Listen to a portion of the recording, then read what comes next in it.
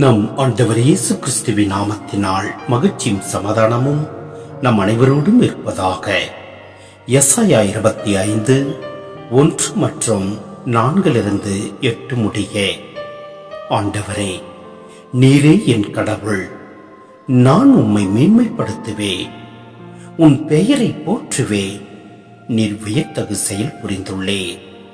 நெடுநாளாய் நீர் தீட்டியுள்ள திட்டத்தை திண்ணமாகவும் உறுதியாகவும் நிறைவேற்றியுள்ளே.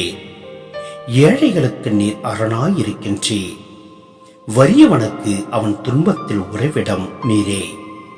புயற்காற்றில் புகலிடமாகவும் கடும் வெப்பத்தில் குளிர் நிழலாகவும் திகழ்கின்றே.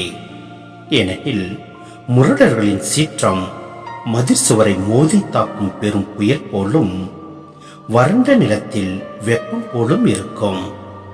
கார்மேக நிழல் வெயிலை தணிப்பது போல் அயல் நாட்டவரின் ஆர்ப்பாட்டத்தை நீர் அடக்க செய்கின்றே.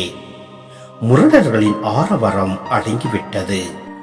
படைகளின் ஆண்டவர் இந்த மலையில் மக்களினங்கள் அனைவருக்கும் சிறந்ததொரு விருந்தை ஏற்பாடு செய்வார்.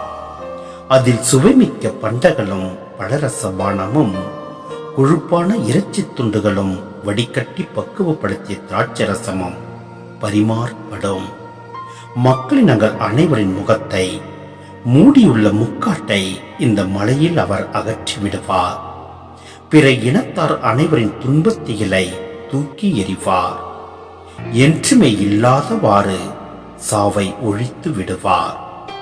என் தலைவராகிய ஆண்டவர் எல்லா முகங்களிலிருந்தும் கண்ணீரை துடைத்து விடுவார். தம் மக்களுக்கு ஏற்பட்ட நிந்தையை இம்மண்ணுலகில் அகற்றி விடுவார். ஏனெனில் ஆண்டவரே இதை உரைத்தார். சிந்தனை.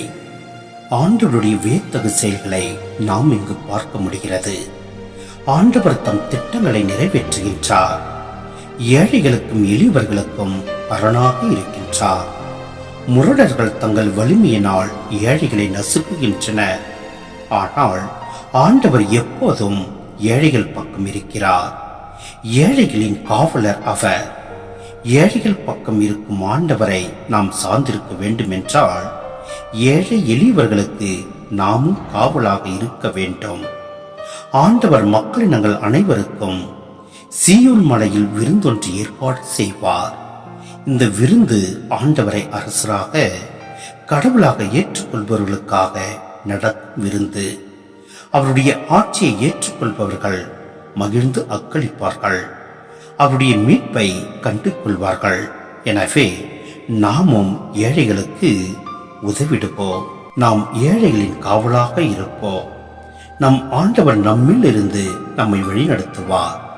எதை குறித்தும் கவலை வேண்டாம், கலக்க வேண்டாம். நம் ஆண்டவர் நம்மை ஆசீர்வதிப்பார். ஆமேன்.